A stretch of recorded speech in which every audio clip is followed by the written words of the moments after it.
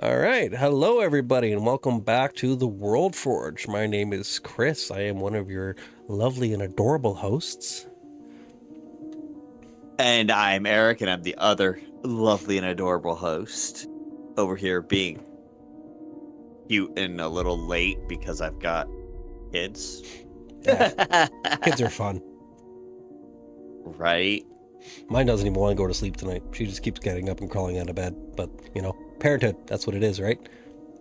Well, you've also got to think about it, the fact that they've got the time change. If you guys observe that. Unfortunately, we do. Yeah, we've sprung forward, which means all the kids under Their a certain brains, age, it's an hour earlier. So they're like, it's not bedtime yet. How dare you? That's pretty much what we're dealing with right now. Our little one's just like, it's only like 7, Dad. Like, I shouldn't be going to bed yet. I was like, no, go to bed. Just go conk out. It's okay. It's time for bed. Good news is, in this world, we do not have to abide by any level of time change shit. Yeah, right. So there we go, guys. We just kiboshed. There is no... There's no time. There is time. There's time. A sense of time. There has to be. But there is no bring forward, fall back nonsense. Well, how are you supposed to do that with 6 moons anyways? I mean, right? Like you can't do that with 6 moons. Especially when their orbits are a sine wave. Well, yeah, that's a whole nother level of shenanigans that we don't really need to get into. We will have to get into that, but just not today. Today, I do believe that we're jumping into, what did we say? It was the Tavern Keeper. I think we wanted to finish off making. Yeah, we were going to start by working on the Bartender. Yeah, because I really had a crush on the Bartender, and wanted to make him. What can I say? He gives me the happy feels. Shit, right? Well, not even timey-wimey stuff. He just makes me feel happy. Mm-hmm. Don't mind me tonight, everybody. I have been sick for the past week. So has the rest of my entire household. So medication is fun, and yay. Should make it for a very fun episode. So let's jump back into our timey-wimey barkeep. Yes. So let's see, how far down did we have to scroll in order to find him? I think we figured out that he is definitely an automaton construct. Yeah. So we don't actually have him here written down. Oh no, we do. Head bartender, automaton. Time, fate, structure as an infinite column. David Tennant is God. Entry-level primordial tavern of creation. Head bartender's an automaton. He's a martial build. His core emanates an anti-magic field, and when the gods enter, all elemental powers remain stored in the gate of their origin like a capacitor-like style. So that's because we wanted to figure out how to stop the gods from just killing each bartender or each other in this neutral territory. Yeah, it was supposed to be designed as a neutral territory in such a way that people can't just like come in there and go rah rah rah rah rah. So, well, specifically that the gods can't. Well, yeah, because if the gods are nerfed, you're nerfed too, bro. Can you imagine if just like your typical wizard gets in there somehow and just gets off this really lucky dispel magic, dispels the anti-magic field, and just nerfs all the gods, all not the main gods, because these aren't the head gods. These are just like, the little mid-tier jackasses. Depends who's meeting. True. The head gods could be meeting. I don't think they would. I don't think the head gods would. They'd probably have some other celestial moon that they go to just to go for the real fine wine whiskeys. Yeah, but that would be like Corlin the Rethian and Moradin and the other like CR 50, 60, 70, 80, 90 entities that it's mutually assured destruction, bro. Like, gathering together for a drink. Right? Okay. Speaking of, I'm drinking some Angry Orchard tonight. Ooh, very nice. I'm just drinking a standard old Sleeman 2.0. because nothing heavy when you're taking, sick meds. You might Should not be drinking at all. Yeah. Should be drinking at all, but True. oh well. What Screw if it. you're gonna drink right? I mean, I was debating cracking open a bottle of White Owl, and I don't know if you guys have that down in the south. No, I don't. Canadian white whiskey. It is so good, so I good. mean, I may be able to find it, but Probably. it's also because the internet has everything. This is true. I highly recommend it. If you do find it, you should definitely have a night where we just, sip some whiskey and try to make things slightly inebriated. I That'd be haven't had fun. hard liquor in quite a while. It makes it even more fun. True. All right. So this bartender. yeah, this bartender. I don't have a name for him yet. I haven't thought that far into his creation. What if he doesn't have one and it's just the bartender? Oh, he's just bartender? Like the bartender. He's just like one of those type of entities that he's just Bartender. He's not even the bartender. He's just bartender. Well, I would think the mortals would know him as the bartender because Do you think if they mortals would ever- even know him? Like, there would probably be rumors of him eventually. Like, Correct, there would have to be right? passed But down it would- rumors. that's why they would have the on it, right? But the gods would just be like, "Hey, barkeep," or Yeah. "Bartender." Hey, bartender. All right, Right? so we'll just call him bartender. He's an Yeah. automaton. It's essentially he's ageless. Yeah, he would be ageless as long as he remains on his plane. If he were to go to the material plane, his mechanisms would age, but he would basically be fine. Essentially, yeah. And because he's got the anti-magic around him, like, magic isn't aging him either. He's literally on the plane of time and fate. So time Correct. is irrelevant where he is. Correct. So for him to age in any capacity, he would have to go to a different plane where time would pass Yeah. in a relevant amount. So let's jump into his creation. How was he created? Who created him? And like what was we know what his purpose is. His purpose is to be the essential groundkeeper of this bottom level tower, the Tavern. So I would think Pardon me. that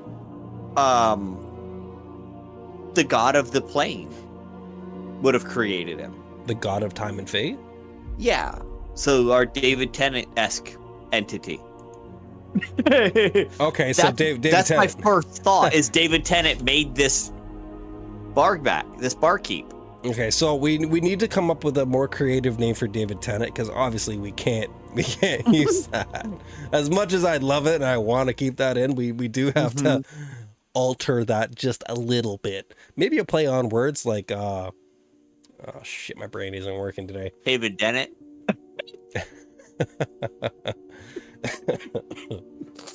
Oof. The cough makes me hurt. The laughing makes the coughing hurt. Okay, so we'll stick on David Tennant for now. So If anyone has any ideas, throw them in chat. yeah, throw them in the chat. Give us something creative. We'd love to see what you can throw at us. But we're gonna go with David Tennant is the one. He created him. Okay, I'm writing in the wrong chat. Just like how the other gods create the gods of the other planes, the elemental planes created their underlords essentially. Their underlords. Every major god would have done the same thing. Yeah, just create little minions just to work for them, just so that they're not bored. Mm-hmm. I mean, it makes sense. Nobody wants to be alone, so you'd always create something to be around you. My gut says on the plane of fire, it was probably for boredom. Well, yeah, they just want something to fight. They just want something to fight. Right? Like, see, but I also feel like the plane of Earth would be the exact same thing. Like they're creating other minions or other entities in order just to, trial by combat or to test their metal against one another to see who's stronger, to see who has more power. Mm-hmm. Because the other planes, it's not so much about power, it's more about the territory control, the amount of space or the amount of location you can hold. Whereas with fire and earth, it's more about the amount of power and sustenance and material that you have. Money, exactly. So, okay. We keep getting sidetracked here. Let's go back over to our... We are and we're not. We are and we're not. Yeah. But, yeah, so the... Hello, Mr. Shades. Good to see you again. So the bartender would have been built by the god of fate and time. So do you think that he would have been built in the likeness of him? Or just a mental creation of, I want you to be something scary, so I'm going to make you look like this? Or is the actual entity of fate and time itself an automaton creation? No. Dude, let's... Oh, I am stuffed up, my dude. I am way backed up. let's make it so that he's not even imposing. Oh, you just want to make him like tiny and kind of like scruffy? Yeah, like he is like a frail like I see him at this point now, I'm seeing him as a small-sized creature who walks on top of the bar, walks on top of the tables. So he's not large in any capacity, but as soon as he needs to like activate, as soon as he gets pissed off and activates, that's when he grows to 4 times his size. Oh, okay, so he's a transformer. Right? He's an Autobot rollout.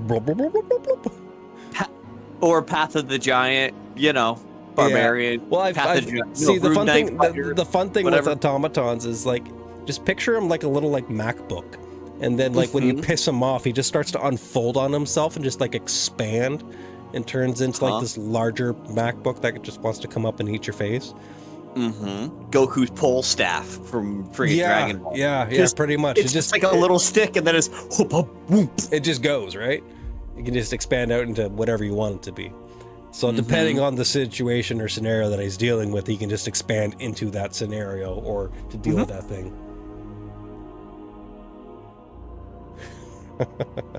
No fireball. No fireball. Okay, so I do like that idea. So let's write that in for him, that he has the capacity of shrinking and expanding his size, but his generic size is of a smaller entity. Creature? I would say small. Yeah, small. I would honestly go straight up as the small size category. So he's under 4 foot tall.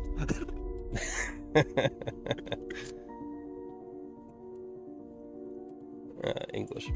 Small size category creature can enlarge depending on any size above that. Yeah, he can enlarge depending on the situation that he's handling, essentially. How big would you say that he could maxing out as? Would you say that he can max out at Gargantuan, or is that too much? We're gonna say as big as he needs to, because that encapsulates Gargantuan, but it also encapsulates other systems that may have other sizes. Okay, so we'll just say that he doesn't have a max. Correct. A max growth. But you have a good night, Shades. It was good to see you for the short brief time you're here. Thank you for supporting the show. We love you, and we look forward to seeing you next time.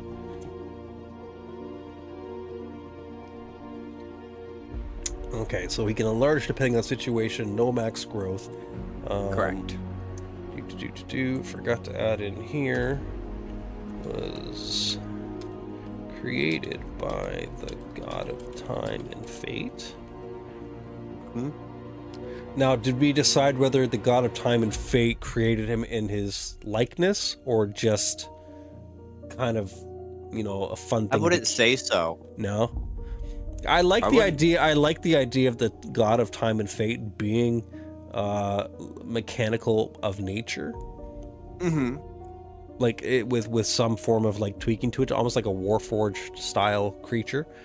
Mm-hmm. It doesn't have to be. It's just a fun little play on ideas. Yeah, I don't hate it, but I don't want anyone. I don't think anyone would know what he would look like. Well, no, but we do. I mean, we would, yes. Like we need to know what he looks like, which means that we need to be able to write down on paper what he looks like in case somebody does find 5'8", 5'9", with brown hair and a blue trench coat. Little wibbly wobbly. You know, he Flies around in a wooden blue box with a light on top. yeah, right. Makes really, really annoying screechy sounds. Mm-hmm. Definitely not going to get sued at all. No. Nothing's official until the books are printed. Well, yeah. This is all just in Google Docs, so it doesn't count yet. Uh-huh. All right. So we don't know what what he's made to look like, other than the fact that he is an automaton of nature. Mm-mm. So that's okay. Anything else that we should know about our little friend here? I guess we would want to know his kind of personality, his traits.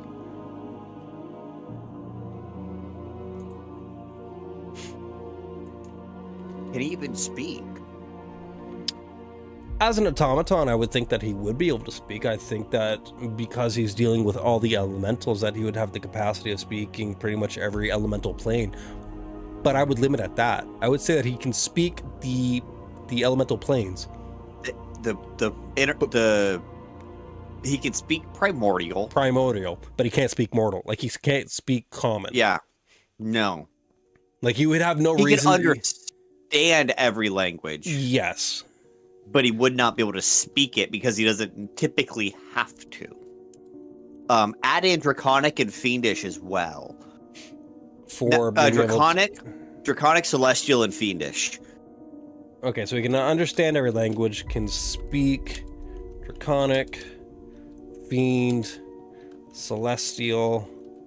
Go ahead, book Fae. And Fae. Fae and Primordial. Because that gives you your angels, devils, demons, dragons, which made the world. Yeah. And then your Fae, which have their own realm as well. Yeah. And then Primordial to deal with the other. Deal with the main overlords. Yeah. Yeah, that's smart. I think that's fair. If we need to revisit the list, we can. But for now, he can understand everything anyway, so. Yeah. Well, that's the main thing, right? As long as he can understand everything, and then he can find other ways. The fight. Yeah. Or sit there and watch it. Depends on what he feels like. If he thinks it's going to be funny and maybe like be influential to his day, he might just let it carry on and then stop it before it gets too bad. Just because the half-orc pulls out his great axe doesn't mean it's pointed towards anyone he cares to defend. Exactly. That sounds like a good idea. Mm-hmm. All right. So what's his demeanor? Would we say that he would be... So we're talking right now so much about him being a little bit on the aspect of allowing some fights to go on if he so chooses. So would we say that he's more of a... I don't want to sit here and give the typecastings of like he's neutral chaotic, but do we want to go with that type of line work? True neutral, I would think. Be true neutral? Mm-hmm. Okay. He'll let whatever happens. He's not. He doesn't. Or even lawful neutral, right? He has a state of. I would go with lawful neutral. Yeah. He has a regiment he has to follow, based on the God of Time's programming of him. Yeah. But beyond that, it is what it is. That does make sense. I can agree to that. So I could definitely see him being lawful neutral. I also see him as a little more sluggish to react to traditional violence, because it doesn't affect most entities who come into his plane. So he wouldn't be very affected by material damage. Hey, how's it going, Red Samurai? Nice to see ya. So in that respect, yeah, I can definitely agree to that he wouldn't be very phased by like martial combat happening within the tavern, because that's not something that he would typically see. But you also have to beg the question of, because the primordial, like the overlords, they're having their power stripped from them, the only combat that they would be able to throw at him essentially would be martial damaging. Nice to see you, bud. So, like, the concept of martial combat would be probably fairly common, because that's all that they have within the tavern itself. Yeah, the only combat would be a typical bar brawl. Yeah. In which case, like, he just goes bloop, bloop, bloop, bloop, and smacks them both upside the head. Well, he would let it happen until there was a victor decided, unless someone got too close to actually being killed. And then he might step up. Right? And that's why I'm saying he's sluggish to react, but when he reacts, he just ends it. Like, it's just over. There's no guess or question about it. He's just like, fuck off, get out of here. Okay, I like that idea. So, not so much I wouldn't say sluggish to react, because when he does react, it would be quickly. He just waits until a pinnacle moment. Yeah. Okay. So that definitely buys in with his lawful neutral concept of being. Okay. How would you word that? I guess the best way to say would be doesn't react until the laws of the plane are in danger. Because one of the laws of this bar, and therefore his plane, would be no killing. Yes. That's why we stripped your power. That's why I'm anti-magic. That's why I'm here.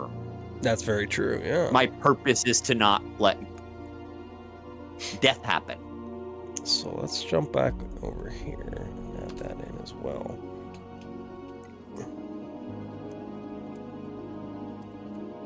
No killing within the plane. My fingers are typing faster than my brain. And if anyone else can, if anyone else who's in chat right now has ideas of laws that would be existent within the plane of time and or fate, please. Well, we've linked the two together. That's pretty much time and fate. Yeah, is one happy time, place. Fate, possibly even knowledge. Because I kind of see this going into the next tier up from this plane, being from the bar itself, being a library.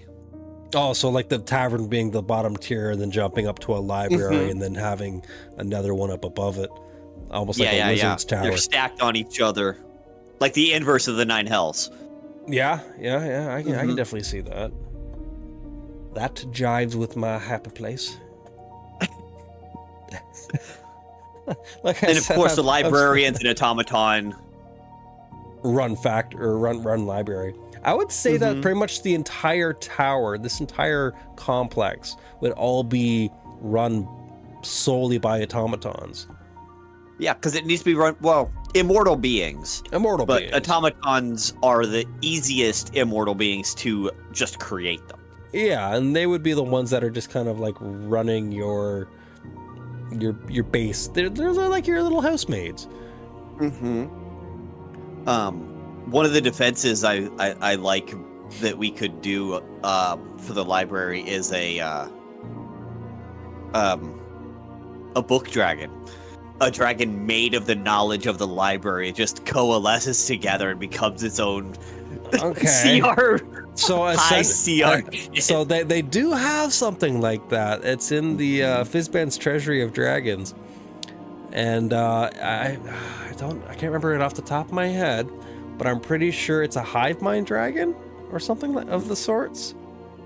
One of my players actually homebrewed up a Scrolls dragon. A scrolls dragon. Straight up made one that was consistent of scrolls, and that was the entirety of the dragon. It didn't exist until it needed to, and then it just boom. That's horrifying. Mm-hmm. But I bet you fire would be your best friend. Death by 1,000 cuts was one of its breath weapons.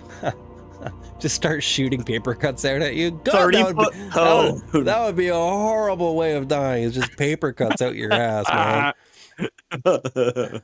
No. I've used it against my players. I mean, I kind of want the stat block now, so I can too. Might ask you to send that over my way so I can torture my players with it. That'd be fun. I absolutely will. I absolutely will. It's an adorable stat block. Pardon me. I don't use standard nothing, and I loved this one. I always use monster manual creatures, and then I slightly nerf them just a little bit here and there, depending on the encounter or the situation that my players are currently dealing with. That way they can't look at something and be like, "Oh, you're sending this at me." That's why I never give it to my players anything that's not been touched. Yeah. Unless I want them to just breeze through the encounter. Well, yeah, sometimes it's fun just to do that, just to give them hope. And then, the next session you just tear it right away and burn them down to the ground. I mean, yeah, that's true. And that might just be me. No. Okay, so we have Bartender. He's an automaton, martial build, lawful neutral. Doesn't react to the law of the planes are being broken or in danger. Can understand every language. Can speak Draconic, Fiend, Celestial, Fey, Primordial. Was created by the god of time and fate, also known as David Tennant.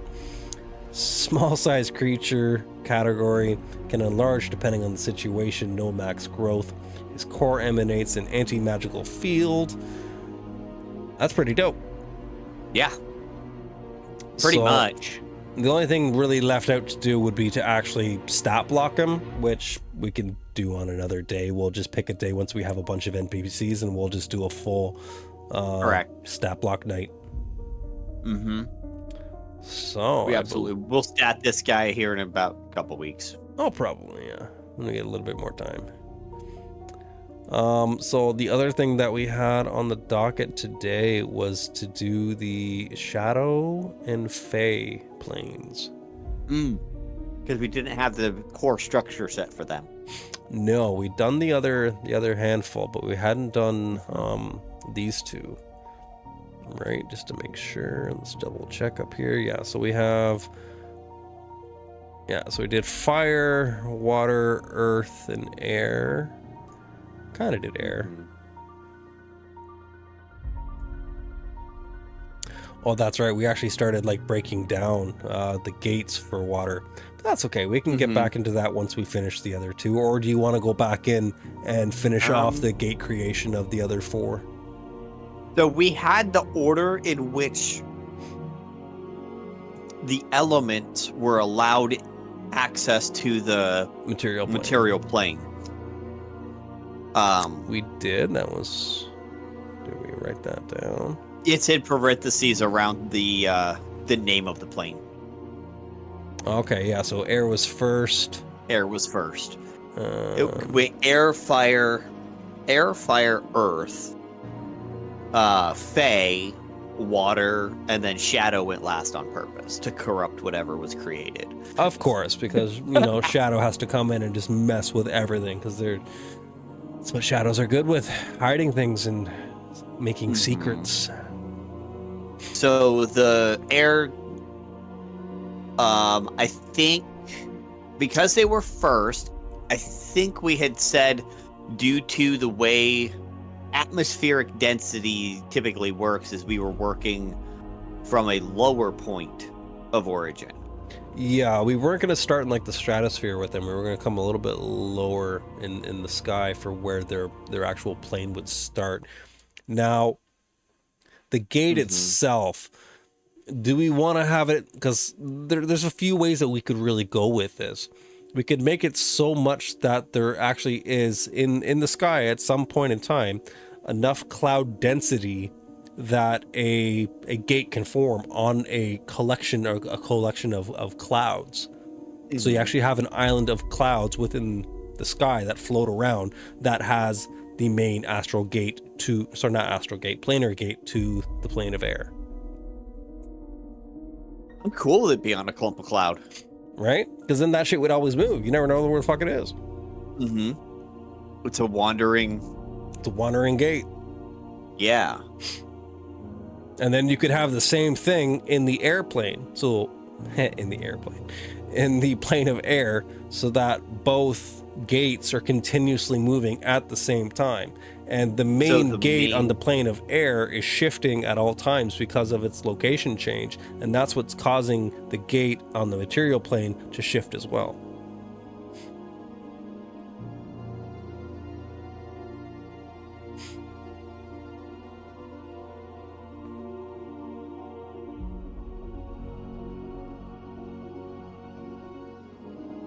Yeah, on air currents, that actually does make perfect sense. So it would be predictable within if you a sense. had on the material side it'd be unpredictable because recorded history would have to record the location from 0. Yes. Or whatever they found it, but they would have to find it. Yeah, it's really tricky to record unless you know where it started before anyone ever existed. Until the plane of air's like god just kind of goes, okay, I don't like it here anymore, and just blows really hard, and the gate just like shifts like 10,000 feet for absolutely no reason. And then all of a sudden there's a hurricane on the material.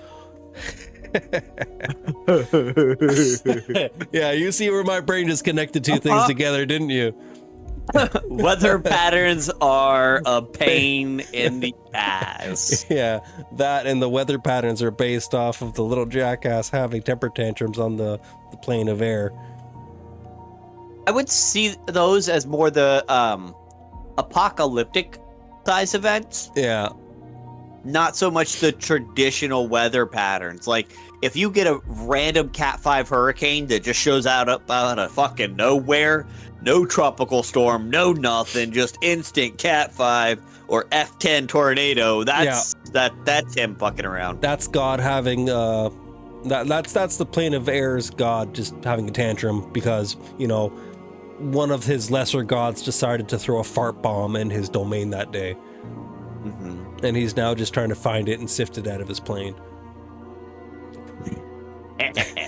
They put too much opium in the air or whatever. Just one too many capsules.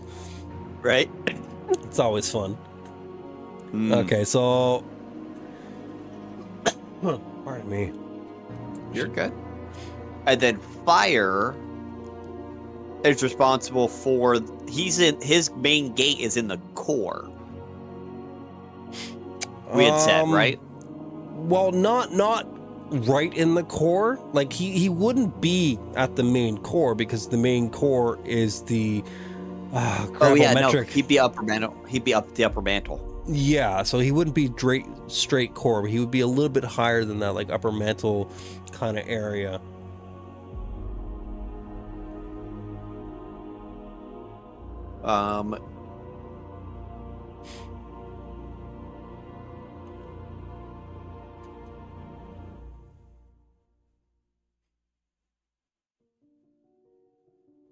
Yeah, main gate is in the upper mantle.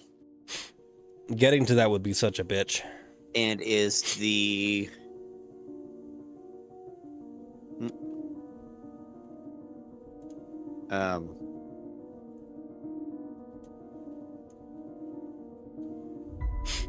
It is partly responsible for the plate movement, tectonic movements. I mean, that would make sense. He would be the reason that there is movement within the actual crust and whatnot. Because even though there's some rotation going on, I'm not saying there's not, because that's how gravity happens. But yeah, but this would be, in essence, the gravimetric dragon at the core wouldn't really be causing a lot of plate shifts. No. So that would definitely be more so of this asshole. The fire gate. Yeah. And then the Earth guy. Main gate sits within the oldest mountain chain. Yeah, not the tallest or the biggest, but the oldest. Because the tallest and biggest are the opposite. They're always the youngest and newest. That's correct. So hell, that may even be underwater. It could be. We don't know as of yet.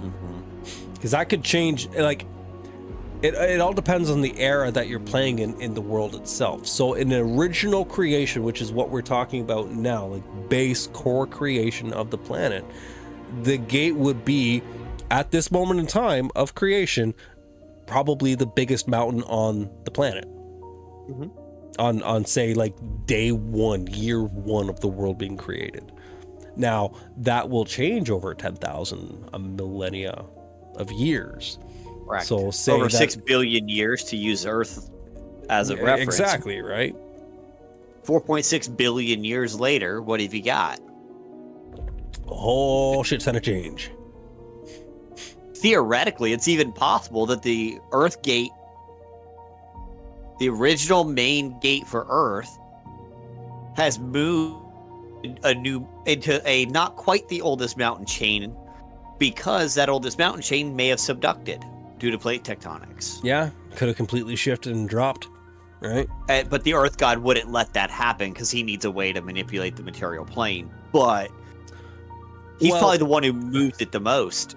Well, yeah, well, that's the thing too, right? Like the actual gods of the planes, if they realize that their gate isn't in an optimal location anymore, can just kind of snap a finger, pick it up, and relocate it if they want to. It's a lot of hassle because they'd have to essentially relocate their entire city and what they've developed around this gate. Not a hassle for the plane of air. Well, no, they're just kind of floating around all the time anyways.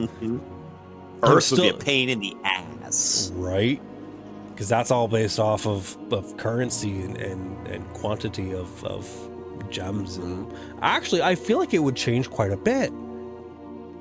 Because if you think about it, if they're in a location and they mine everything that's there, they take everything out of that location, there's nothing left. They would mine the quarry to nothing. And then they'd want to search for a new location to mine again. It might. But it would still sit in whatever the oldest chain is that's available to them at the time. Correct. For the main gate, so...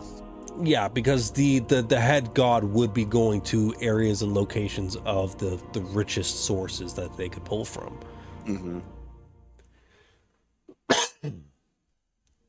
Oof. All right, so Earth went third, then Faye was fourth. Faye was fourth? Faye was fourth. But we had originally thrown around the idea that their gates were on the moons, which I do like that idea. That idea still sticks with me pretty solidly about the gates being on the moon, because that just causes so much chaos with magic that it's fun.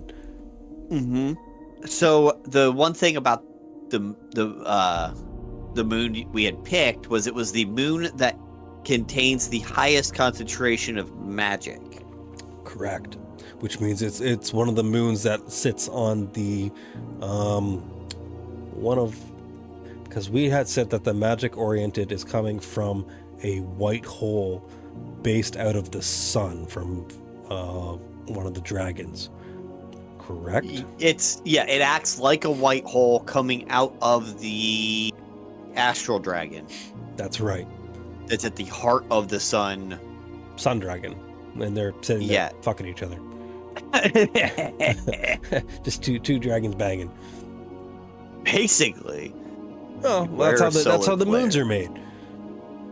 I mean, you gotta have a mommy dragon and a daddy dragon kind of bang each other, and that's how you make a baby dragon. Just so happens that baby dragon comes out fucking full goddamn size. It's the size of a moon.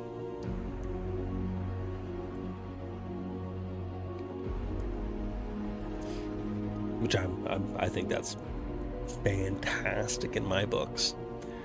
Mm-hmm. Okay. And then for Shadow was on one of the other moons. Was last. Shadow was last. Yes. Water, we figured out the main gate. I'm gonna recap for people who weren't here, but that the gate was originally on a mountain, but wherever he put it became 0. Yes. For water level. So he essentially picked a mountain that was between the highest and the lowest point, and then just went, this looks good, and started flooding the land. Correct. And then just to piss off the fire, he tried to find a source that would flood down into their gate and kind of seep into their gate. Because who doesn't love to piss off the Fire Lords?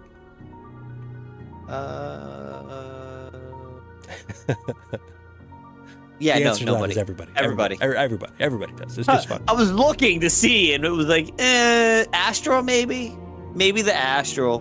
Because there's no oxygen in the astral plane, so... Fire wouldn't exist. So they don't care about fire. Fire's a bitch. Pretty much, yeah. They just be like, fuck you, fire. I'm done with you. Right? Okay.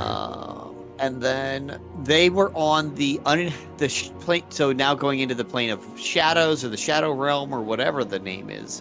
We're just calling it the shadow plane at the moment.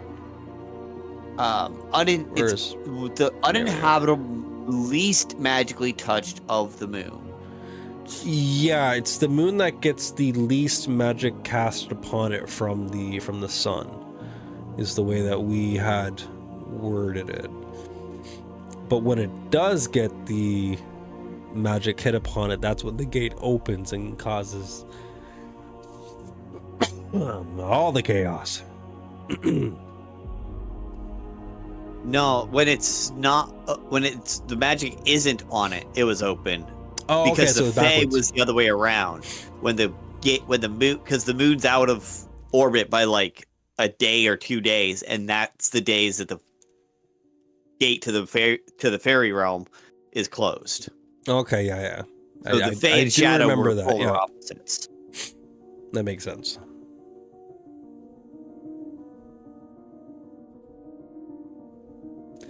Alrighty then. So, do we just want these gates to kind of be like for... Okay, so for the Shadow Realm gate, sitting on a moon, obviously we know the moons are dragons themselves. Do we want the the gate itself to be within the moon, so much so that it is possibly inside one of the dragons of the moon? No, I would say it's on the outside. On the outside, just kind of sitting on top? Yeah. Because it's also the Fae one is on an habitable moon. Yeah. The Shadow one was not. Correct. As far yeah. It's habitable, but it's not habitable to mortals. Correct. It's habitable by evil shadow breathless demons and bitches. fiends and things of undead. Necromancers really love this place.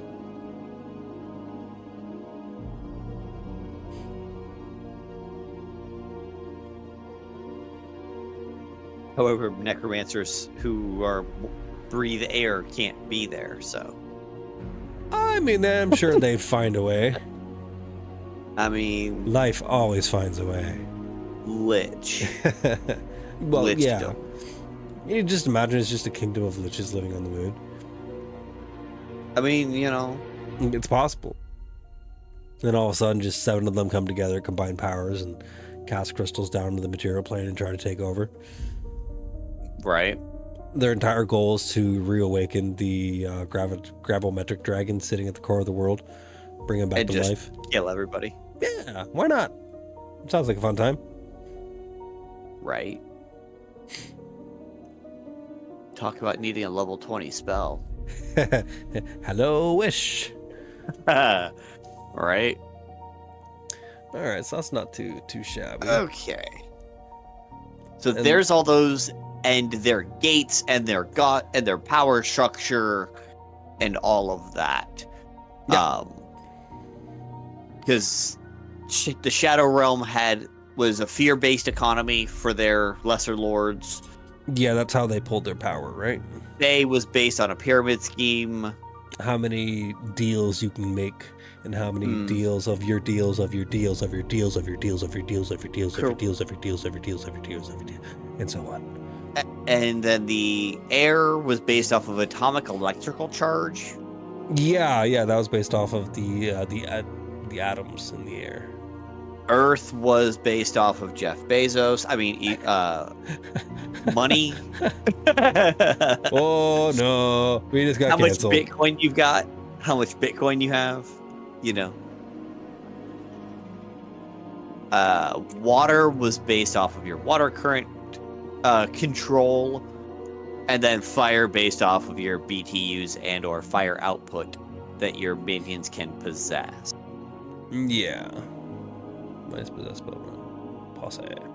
We'll leave it. Possess. It's all about the process. Okay, so now we've got our 6 planes. We threw in Time and Fate as a freebie 7th Tavern partial plane started Wibbly there. wobbly time. Yeah. Okay. So moving. So we want to move away from the planes, or do we want to deep dive a little more into them? Well, we've got the 6 primal elements and how they've interacted with each other not with each other, but with the material plane. Somewhat, yeah. So I guess the next portion that we would have to essentially contemplate itself is the actual merging of the planes themselves, on how when they let their energy flow through their gates onto the material plane, how they interacted with each other to form the planet. So we have discussed a little bit of that, and that was air pumped out all the oxygen, not oxygen, but all the chemicals and shit. Allowed things to breathe or get started. Then fire came along and pumped in noxious gas. Tried to kill everything. Right? Earth gave a solid substance to walk upon, and water gave water. Well, Earth didn't so much give the solid surface, because the surface was already there. It gave the nutrients to the ground. The scales and spine of a gravimetric dragon do not count as livable surface. No, because remember, we said, I mean, you're not wrong. You're not wrong at all. But it was the breathing of the gravimetric dragon that caused the gravity pull of material to come and swarm around him to create the planet core itself. And then from there, the Earth plane opened up, gained access to this raw material, and molded it into something livable and habitable. Turned it into soil, turned it into granite, sand, whatever other materials other than just solid base asteroid physics. Asteroidal star stuff? Yeah, not instead of just star stuff. Now, and then water made it livable with the aquatic element. Correct. And then what if we made it so that the Fae realm actually is what gave the spark of life? I like that. The Fae gave the spark of life, and Shadow gave the spark of death. Yeah.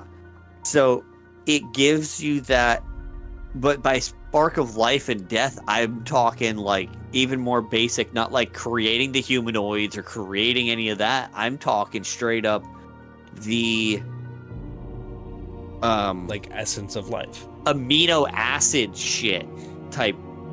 Oh, life. You're talking about going straight down to like the building blocks, like matter.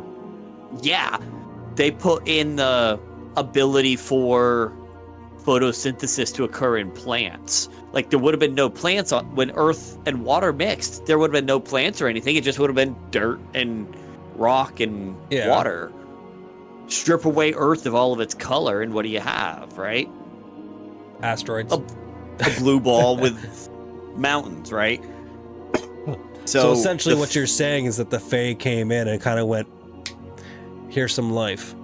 Correct. They gave the building blocks. Necessary building blocks for life, not the creating humans or creating this, but rather they gave that spark of the proverbial breath of life that you hear about in all kinds of religions. Okay, so I love that idea, and I definitely think we should stick with that. Now, instead of taking shadow and going so much with saying that it's the spark of death, death is natural. Death comes regardless of something causing it or creating it. Death is natural.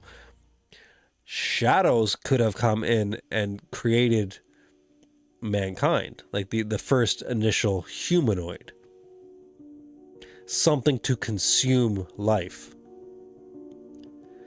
Wait a minute. What if we have this almost backwards? In what regards? What if the shadow plane was not primordial? What if the shadow plane was created by by the negative dark forces of people trying to avoid light, the death that is natural, inherent in all things? I mean, your necromancers, your Draco Liches, your... So you're thinking that the plane of shadow is more of a manifestation than anything else. Correct. Not so much an actual plane created by a god, but a manifestation of mortal beings. Yeah. So it's more of a religious base than anything else. Yeah. Now this is just a thought experiment. Yeah. Let's explore it for a minute. That's why we bleed into it, right? Like you gave me a can, and now we're just prying off the lid and seeing what the fuck's inside. Is it even worth to pouring it out onto our world? Well, if we pour it out into the pan and we start cooking it, is it going to smell good or is it going to smell like dirty ass? Let's find out. I mean, depends what else we've got, but hey, can we spice it a little bit? Right. Okay. Because we've got it on an uninhabitable moon, because the concept is that it's the moon with the least amount of magic. Correct. What if we did that and we made it so that... So the plane of shadow would not be anywhere near as old as the other planes then. Like, it would be a relatively new plane created once life on the planet has had a chance to exist, grow, populate, and utterly destroy at the same time. And acquire its sense of existence. Of survival. The I don't want to die thought. Which wouldn't have happened on Earth here, wouldn't have happened until humans gained sentience. Sentience and also a sense of preservation. Not so much preservation, it's an idea of being one of a kind. Yeah. You start to think not so much as like, I want to preserve my life, but more in the sense of my life has more to it than this. So in Earth-based history, that would probably be around like 6,000 BC. Yeah. Or even 8,000 BC. Somewhere in that time frame. Where the first civilizations were just starting to kind of crop up. Yeah. And a hierarchy within the humanoid system was even starting to occur. You're not wrong. I do like this idea. Because we do have the hellscapes, which do take care of the concept of death in itself for souls that have been damned, and then on the other side, the heavenscapes for the opposite. But then there's the ones who try to refute death. Yeah. the shadow plane would be something like that, where you'd almost have like a god like Vecna sitting there, like being like, yes, come to me, I will grant you undeath. Yeah, right. Or oh,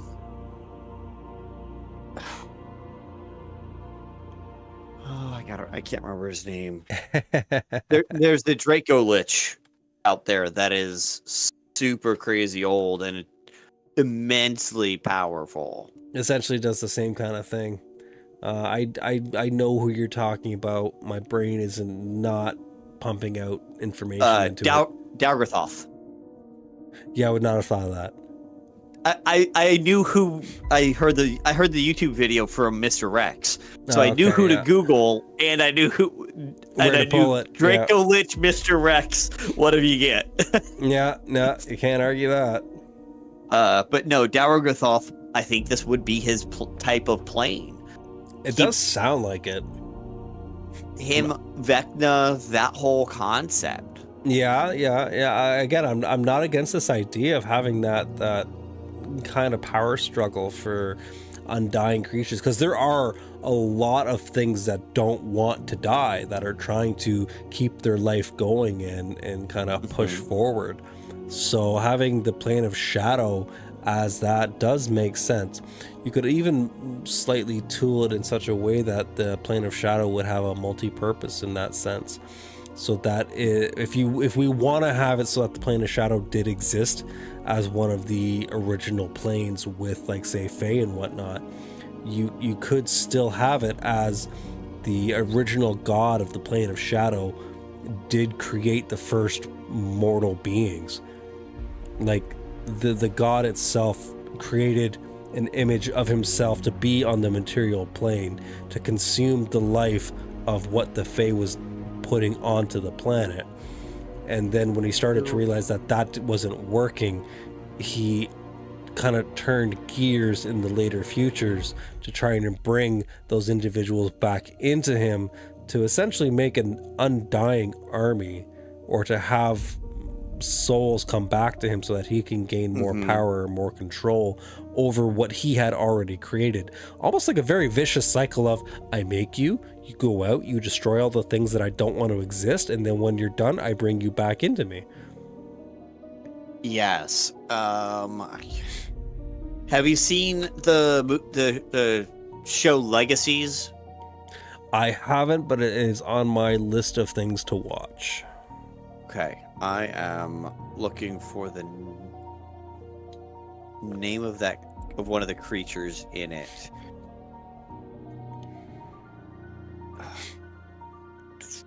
But do you like that kind of concept of like the circle of life within death, caused and created and curated all by one jackass being from the shadow plane? Yeah. It could even be something that was created by mortals as their fear of death began to exist. It began to consume those who feared to die.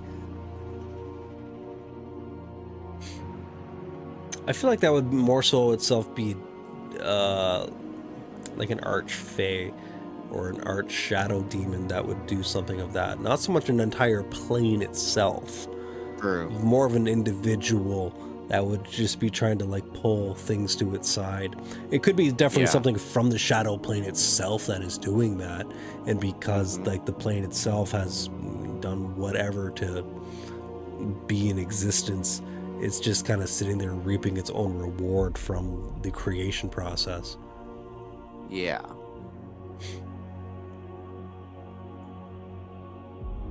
Because I wouldn't think that the dragons, like the three tribunal dragons themselves, would have any partaking in the actual creation of mortals or beings on the planet. I don't think they would care.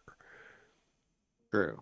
Their whole purpose was to kind of come here, exist, and, you know, maybe they didn't even plan on there being a planet. It just so happened that the three of them were traveling, and then this is just where they got fucking stuck. And then a planet started to form around them. Yeah. That would make sense. Because that would kind of explain why these three individuals just kind of like, you know, got here in the first place, and where they, not so much where they came from, but why. Yeah. So the creature I'm thinking of from Legacies is Malivore. It was created by witches, werewolves, and vampires, one of each, created it in order to destroy and erase from existence and even common knowledge of its reality, of it really existing. So leaving mythology. Shit. So like dragons were real, but then got eaten by this creature, and now everyone thinks the dragons were a myth because the dragons were consumed by this because they were magical automaton. That's fucked up. Yeah. No, it's a great villain. I love the villain. That's super fucked up. And it transports them into itself, which is a pocket dimension. I mean, so that's a hard thing to fight, right? Right? Where if it touches you or you fight it in the wrong way, you can just disappear. Never exist. You just disappear. You never existed. You were never part of the world. Goodbye. You go straight to the void. Yeah. Yeah, so it's pretty cool. It's pretty good. I definitely do recommend watching it. All right. But yeah, I immediately thought of that when you started saying idea. A god consumed things for his own purpose, construction own power. Purpose. I do like that idea of the shadow plane. Again, I tweak it, think about it. You don't have to take my word for it. But like the idea of the shadow plane itself. I would ask chat if we had more than us in chat right now. We'll get there. It's only episode 3. I know. No, I just said I would ask, but no one's. For anybody who's listening to the podcast version of this, come join the chat on our next live episode. Every Monday at 8 p.m. Every Monday, 8 p.m. Eastern Central Time. Because when we get stuck, we ask you. We do. And your opinion matters. Oh, yes. We're not just saying that. It actually does matter. We do care. Sometimes we'll even ask for dice rolls. We will. We will. That's how we got our moons. And the number of entities, the number of lesser gods that were on each of the primordial planes. Well, we rolled those ones, but like we could have had the chat do it 100%. If we had more people, we could have. We could have. We really could have. But that's okay. But anyway, I do like it being the youngest plane. I do as well. I do like the idea of it being like the freshest made plane. Like it was the plane that was created last. Mm-hmm. Now we do have to come down to the sole concept of how did these planes get made? What made these planes? So we know that we have our 3 dragons that created everything. Like we have our gravimetric dragon that created the actual planet itself with gravity pulling together asteroids and materials into it. We have our sun dragon, which is essentially just radiating solar energy from itself, causing a sun. Pardon me. And then we have our astral dragon, which is banging the sun dragon while it's emanating its solar energy, creating a white hole which is fusing out energy and magic in a diameter shaped system which hits the planet and moons at various times. What we haven't explained yet is the actual creation of the planes. What made the planes and why? Maybe not so much why, but what? Because planes don't just pop open, or do they? So let's go back to around the time of the 3 dragons. What did they find when they got here? I think they would have found nothing. I think like personally in the back of my mind, I feel like the three of them were traveling together. Mm-hmm. They were leaving something that was dying. Like they were leaving a dying solar system. They're leaving a dying area or something that was being invaded, or they just wanted to seek out for something new. They made it here, and then for some reason it was just like their last stop. They just stopped here. Why? I don't know. What we need. I think that's what we need to explain. I think it is. That's where I get a hiccup. Is why do they stop here? Why is this their place? Why did the gravimetric dragon go into a deep slumber? Why did the solar dragon and the astral dragon decide to start banging each other and pumping out dragon eggs? Maybe that's it. Maybe the sun dragon and the astral dragon started banging in the middle of their travels, started pumping out little moon baby dragon eggs. The gravimetric fucking eggs with them anymore. The gravimetric dragon is just like, all right, god damn it, Janice and Phil, I'm gonna have a fucking nap while you guys bang this one out. And you know, damn it, Janet. What's a couple billion years to ancient entities like these? For them, it's a blink of an eye. For us, it's like an entire lifetime times 10 billion. Mm-hmm. So I do like that, but what could have attracted them was this could be in the larger scheme of multiversal nonsense, it could be that it was a weak point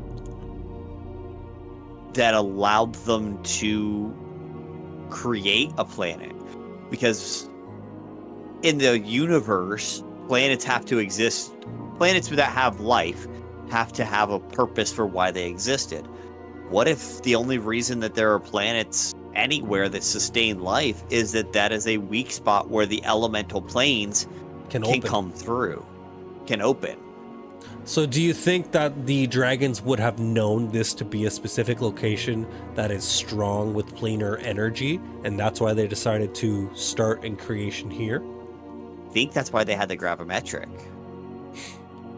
Yeah. So the gravimetric decided to the gravimetric decided to stop. Here's a good place to stop. You've got Phil and Janice in the back banging the whole fucking way, and the driver, the gravimetric dragon, was just like, all right, we're pulling off. This is a good place for a pit stop. Looks like a good pit stop. We're gonna pull over here. We're gonna make a planet. Right? No, that actually sounds pretty solid. That would make sense that the gravimetric dragon would have.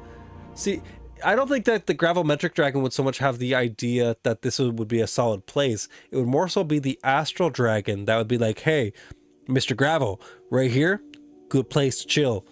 Let's set up shop.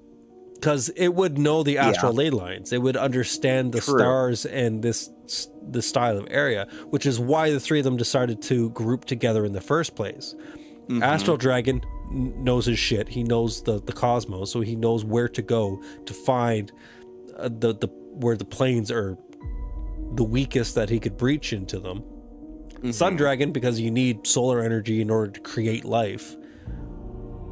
And then the Gravel Dragon in order to pull material to form planets. And I'm just gonna pause right here and say I'm very proud of you. You haven't laughed once at Gravimetric Dragon tonight. I can't laugh. For anybody listening, you can probably hear how stuffed up I am. I am dying right now. It is horrible.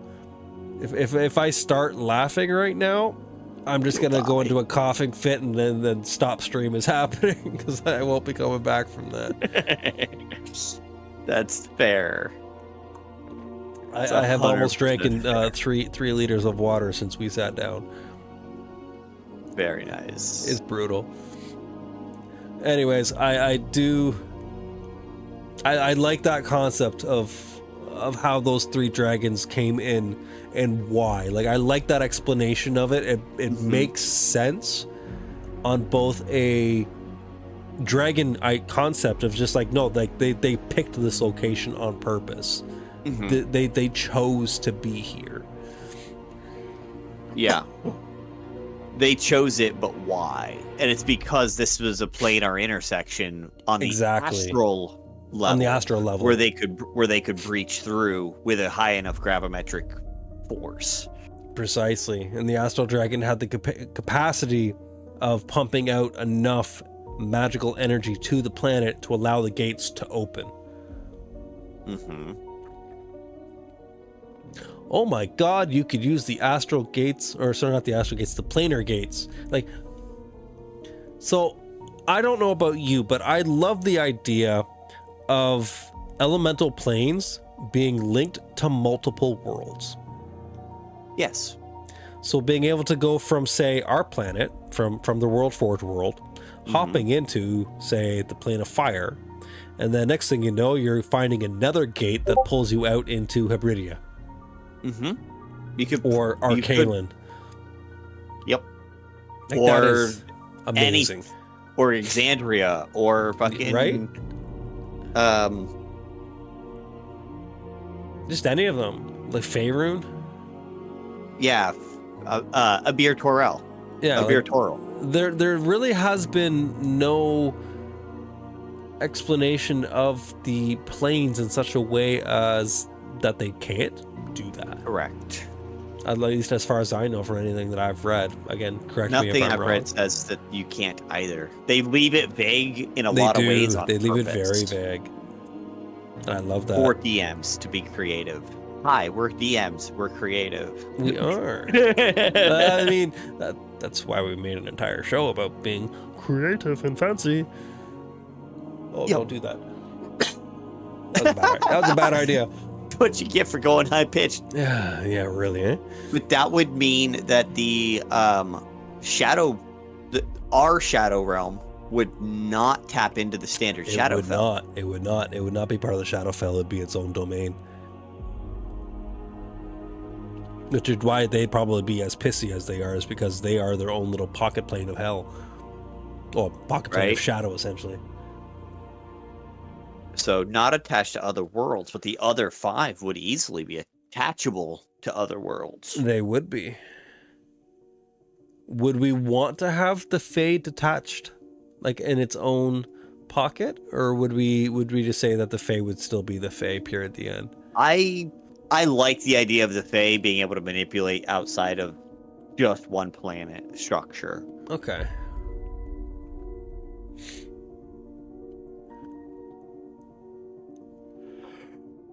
It also means that their gods are more power. Any god that goes there and has belief in like Tiamat, how Tiamat has believers on Earth as well as anywhere else in Dragonlance. Yeah, and Dragonlance, like so many believers. That's why she's so goddamn powerful. Why she's so hard to fucking kill. But that's why, like, Anubis is a god in both worlds, both in Toril as well as Earth. It's very true. Very true indeed. So I have no problem with those, with all the other planes attaching. Now, I'm also going to say that the astral, obviously, is going to attach, but I'm going to make it typed in here so we have it. Yeah, well, you obviously know that the astral is all one big astral plane.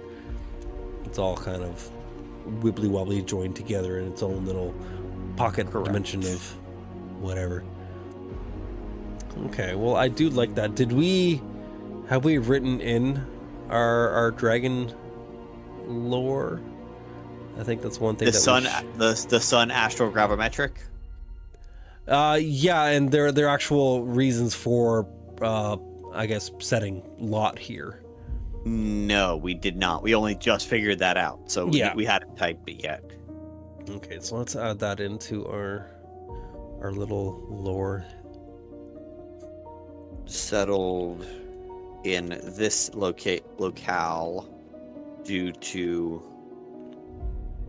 it being on an astral ley line, essentially. Ley line to the primordial planes. To the primordial.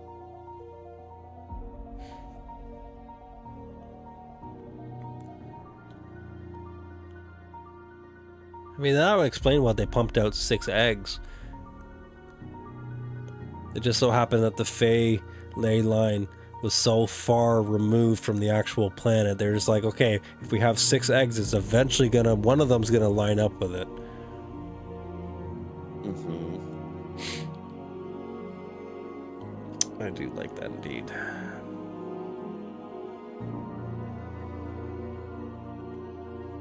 Okay.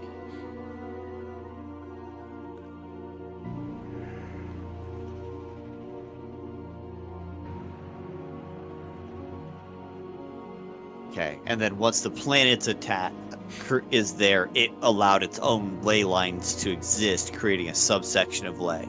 Precisely, which is exactly how so we have the main gates that are opened up by the primordial lords, the primordial gods, and then their overlords decided to start opening up many gates when ley lines intersected with each other. I believe is how we had that worded out. Yes.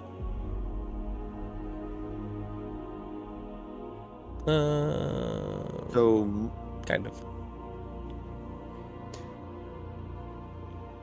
What kind of material creature would have been powerful enough to refuse death and create the Shadow Realm? Honestly, first. I know it's so cliche, but the first mortal, the first human. There's that idea, or because dragons are immortal even after even the reds, the red, blue, black, all them, they're immortal too, because we said all dragons were immortal. Well, not immortal, they are invulnerable. Killable. Yeah. They're killable. So essentially their life. lifespans are immortal. So they will not die of natural causes. But they can be killed by outside sources. Yes. So my first thought is a dragon that was about to die refused it, becoming a Draco Lich. Correct. We did have something up there. Yes. Yeah, Draco Lich. First dragon that was killed by another dragon became dragon deity of the undead. Yes. What if that's the deity that created the Shadow Realm? I'm not against that at all. That was kind of the idea that we had been tossing around initially in the first place. But now it's just more well-formed. Well, yeah, that's why we make little jet notes when we're having our little talks. So now that's definitely a pretty solid idea. It would explain how the shadow... So that would also explain why the shadow plane isn't as old as the rest of the planes.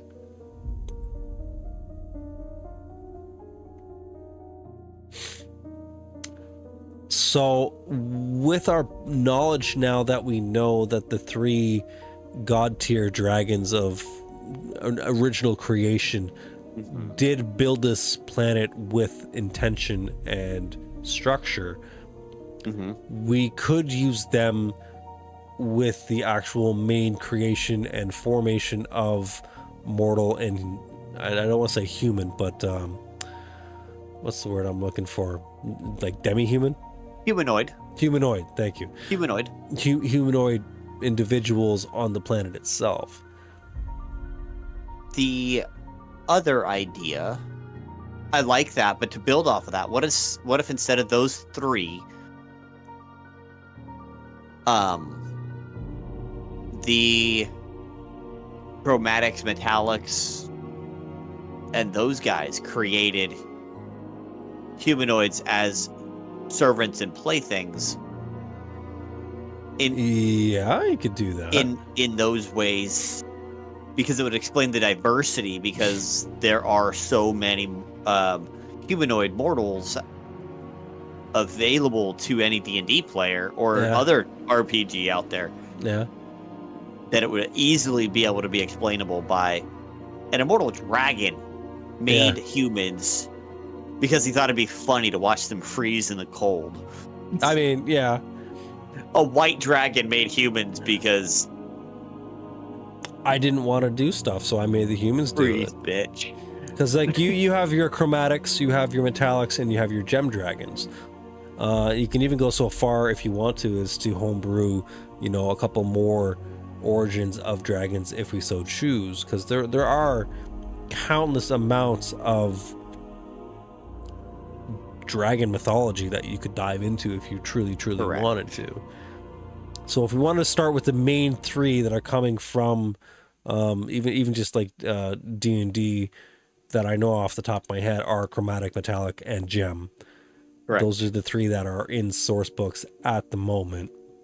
I don't know if they've added any new ones lately. I don't think they have. I know there are more in other TTRPGs, just I don't know them off the top of my head. And other editions and all kinds of stuff. Yeah, I think there are more in some other editions in like 3.5 and AD&D. Second edition had yellows and purples and browns and all kinds of other colors. Yeah, so a lot of those got introduced again in Fizban's Treasury, where they started pulling in, and they classified them as gem dragons.